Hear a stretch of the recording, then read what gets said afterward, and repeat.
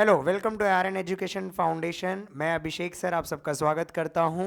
तो ये है लेक्चर 6। जो बच्चों ने नहीं देखा है 5 लेक्चर, तो वो जाके यहाँ पर मैं आई सेक्शन में आपको लिंक दे दूंगा।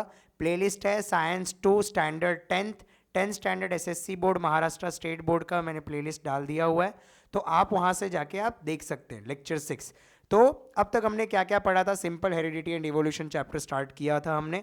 हेरिडिटी एंड इवोल्यूशन का मतलब पढ़ा था, इंट्रोडक्शन। हेरिडिटी क्या होता है? मम्मी पापा से कैरेक्टर हम में कैसे ट्रांसफर होता है, वो हमने पढ़ा। साइंटिस्ट के हमने नाम पढ़े, तो John Gregor Mendel, father of genetics, Hugo de Vries, mutational theory. तो आपको साइंटिस्ट के नाम याद होने चाहिए। फिर उसके बाद हमने क्या पढ़ा था कि हमने देखा था कि transcription, translation, translocation second lecture में, कि प्रोटीन बॉडी में कैसे बनता है। तो कभी भी आपको कोई पूछेगा प्रोटीन कैसे बनता है, तो ये 3 स्टेप में बनता है: ट्रांसक्रिप्शन, ट्रांसलेशन एंड ट्रांसलोकेशन। फिर हमने उसके बाद इवोल्यूशन स्टार्ट किया था, इवोल्यूशन की थ्योरी पढ़ी थी कि कैसे लाइफ अर्थ पे आई। फिर उसके बाद हमने पढ़ा एविडेंसेस ऑफ इवोल्यूशन, कि प्रूफ क्या है। तो बाहर से जानवर सेम दिख रहे हैं, तो हो सकता है इनके एंसेस्टर कॉमन रहे हों। Morphological evidence, anatomical evidence, palaeontological evidences, vestigial organ, तो ये सभी हमने एविडेंसेस पढ़े थे। कनेक्टिंग लिंक पढ़ा था, एम्ब्रियोलॉजिकल एविडेंस पढ़ा था।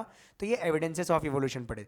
फिर Darwin's theory of natural selection, कि डार्विन साहब ने बताया था कि भाई जो नेचर में फिट रहेगा वो ही सर्वाइव करेगा, और जो रिप्रोडक्शन ज़्यादा करेगा। तो सर्वाइवल ऑफ द फिटेस्ट हमने पढ़ा था। और सिंपल लैमार्क की थ्योरी पढ़ी थी, लैमार्किज्म, जो कि फॉलो नहीं हुई, हम नहीं फॉलो करते। तो उन्होंने बोला था थ्योरी ऑफ अक्वायर्ड इनहेरिटेंस, कि जो भी चीज़ें अक्वायर्ड कर रहे हैं वो आगे पास ऑन होगा। तो ऐसा नहीं होता, अगर आज आप पेंटिंग स्किल अक्वायर किए तो आपके बच्चे में पेंटिंग स्किल नहीं जाने वाला। ठीक है, यहाँ तक आज हम पढ़ने वाले हैं ह्यूमन इवोल्यूशन, लास्ट टॉपिक ये चैप्टर, और ये चैप्टर हमारा खत्म होगा। ठीक है, शुरू करते हैं।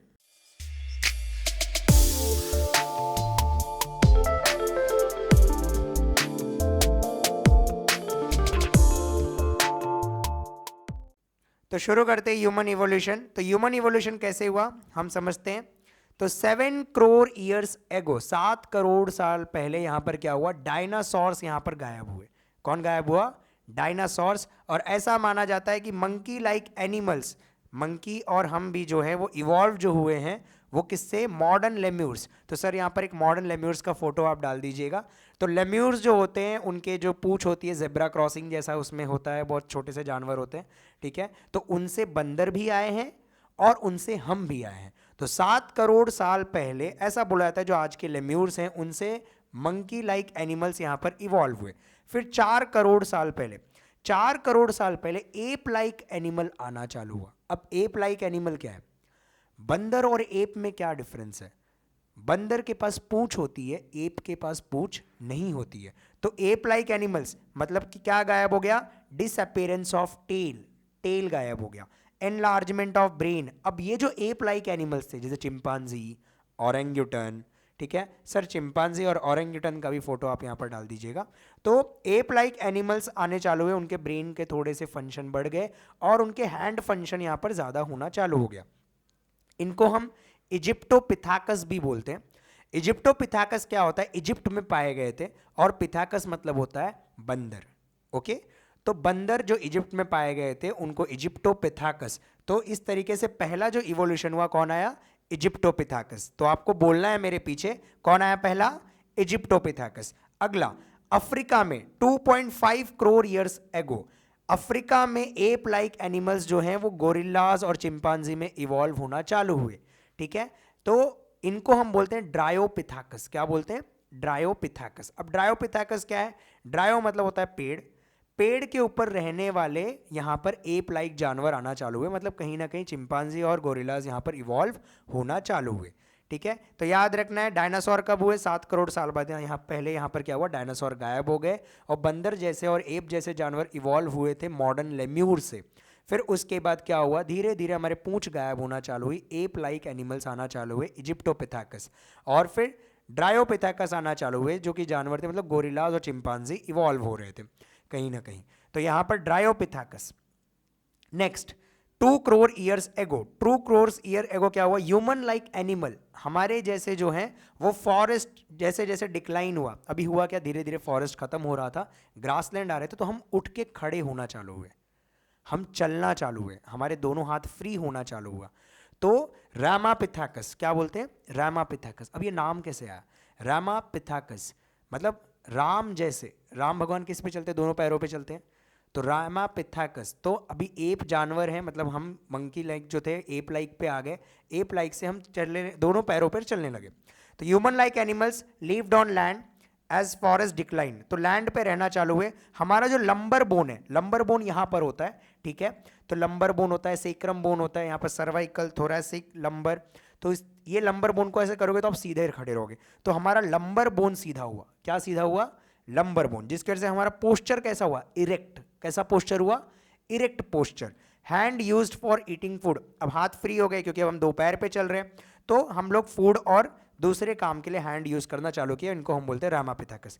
इजिप्टोपिथाकस, ड्रायोपिथाकस, रामापिथाकस, ठीक है, फिर से इजिप्टोपिथाकस, ड्रायोपिथाकस, रामापिथाकस।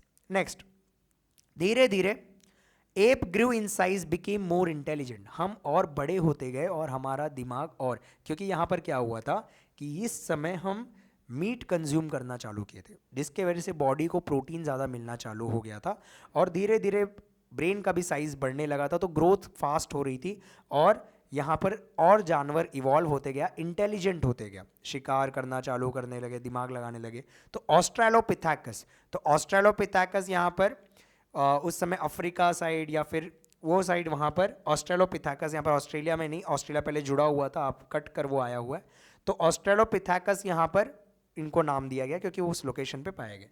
Next, 20 lakh years ago, 20 lakh years ago धीरे धीरे इंसान जैसे स्किल्ड ह्यूमन, हैंडी मैन जिसको बोलते हैं, मतलब हम स्टोन एज, आप स्टोन एज पढ़े हो हिस्ट्री में, तो होमो, यहाँ पर होमो हैबिलिस, हैंडी मैन आना चालू हुआ, स्किल्ड ह्यूमन आने चालू हुए, कभी 20 लाख ईयर्स एगो। तो इजिप्टोपिथेकस, ड्रायोपिथेकस, ठीक है, फिर दो पैर पे चलने लगे, रामापिथेकस थोड़ा और इंटेलिजेंट हुए, ऑस्ट्रेलोपिथेकस और फिर होमो हैबिलिस, स्किल्ड ह्यूमन। फिर धीरे धीरे क्या हुआ कि 15 लाख साल पहले human walking with erect posture evolve, हम पूरी तरीके से इरेक्ट हो गए। It may have existed in China, Indonesia and Asian subcontinent, हम सफर करने लगे। तो धीरे धीरे एशिया, चाइना, इंडोनेशिया, एक इरेक्ट पोस्चर वाले जानवर यहाँ वहाँ फैलना चालू हो गए, ठीक है। और for 1 lakh years thereafter यहाँ पर क्या हुआ? ब्रेन्स इवॉल्व हुआ, तो 50,000 साल पहले हमारी दिमाग बढ़ना चालू हुई और धीरे धीरे हम क्रो मैग्नन मैन की तरफ बढ़ने लगे। तो crow Magnon man, class wise man, मतलब धीरे धीरे हमारे पास दिमाग हमारा काफ़ी ज़्यादा, तो हम एग्रीकल्चर, ठीक है, शिकार, ग्रुप में रहना, कल्चर सीखना, धीरे धीरे हम मॉर्निंग करना, किसी की डेथ हुई तो इंसान का ब्रेन इवॉल्व होना चालू हुआ, इंटेलिजेंस आना चालू हुआ। तो crow Magnon man, class wise man बोला जाता है, जो होमोसेपियंस, ठीक है, हम मॉडर्न मैन है तो होमोसेपियंस सेपियंस होता है। तो होमोसेपियंस मतलब पूरी तरीके से इंसान यहाँ पर 50,000 ईयर्स एगो यहाँ पर हुआ। फिर यहाँ पर 10,000 ईयर्स एगो, 10,000 साल पहले हमने एग्रीकल्चर करना चालू किया। तो agriculture, wise man practice agriculture हुआ। कैटल रेयरिंग, हम जानवरों को पालना चालू किए, दूध निकालना चालू किए, ठीक है। एंड स्टैब्लिश सिटीज़, और हमने शहर बनाना, यहाँ पर कल्चर चालू हो गया। अब जो नदी के किनारे रह रहे थे वो लोग फार्मिंग कर रहे थे क्योंकि वहाँ की लैंड फर्टाइल थी, जो समुद्र के किनारे रह रहे थे उनके पास फर्टाइल लैंड नहीं था तो फिशेस को पकड़ के खा रहे थे। तो अलग अलग जगह पर अलग अलग कल्चर, अलग अलग सोसाइटी, अलग अलग शहर बनना चालू हुआ। तो इस तरीके से ह्यूमन इवोल्यूशन हुआ है। तो हम सब एक ही जीनस, एक ही स्पीशीज़ की हैं, होमोसेपियंस, ठीक है। तो ये जात पात, बिरादर, कास्ट वगैरह ये सब बाद में आया हुआ है, हमारा बनाया हुआ है, ऐसा कुछ है नहीं। हम सब एक ही बंदर से इवॉल्व होकर आए हैं, क्लियर। और एक पढ़े लिखे इंसान को तो कभी ये सब बात करना भी नहीं चाहिए। तो वाइज मैन ने एग्रीकल्चर स्टार्ट किया, धीरे धीरे क्या हुआ? Cultural development took place. फिर 5,000 ईयर्स एगो राइटिंग इन्वेंट हुआ, मतलब केव्स में हम देखते हैं ना कि राइटिंग के फॉर्म में हमारी हिस्ट्री है, वहाँ पर ड्राइंग्स है। तो 5,000 ईयर्स एगो यहाँ पर, और ये सब फॉसिल्स की स्टडी करके मिला हुआ है, मतलब हमें हड्डियाँ मिली हुई हैं, हड्डी के हम कार्बन डेटिंग मेथड हमने पढ़ा था, एज निकालें कि वो हड्डी कितने साल पुरानी हुई, उस समय क्या क्या हुआ है, तो उस तरीके से ये लिखा गया है, ठीक है। चेंज हो सकता है, ये कुछ और हड्डी मिल गई, अलग इवोल्यूशन मिल गया, तो ये चीज़ें डेट चेंज हो सकती है। Next, 400 years ago modern science, हमारे इसमें इवोल्यूशन हुआ, ग्रेविटेशन 400, 16th सेंचुरी सेल की डिस्कवरी हुई, ग्रेविटी की डिस्कवरी हुई, करंट की डिस्कवरी हुई, धीरे धीरे इंसान नेचर के लॉज को पढ़ना चालू किया, फिजिक्स पढ़ना चालू किया। तो 400 साल पहले मॉडर्न साइंस आया और 200 साल पहले इंडस्ट्रीज़ आए। तो इंडस्ट्रीज़ को भी ज़्यादा टाइम नहीं हुआ है, 200 साल पहले इंडस्ट्रीज़ आए और प्रोडक्ट्स आज बन रहे हैं, बिक रहे हैं। तो आज ये पूरा इवोल्यूशन इस तरीके से है।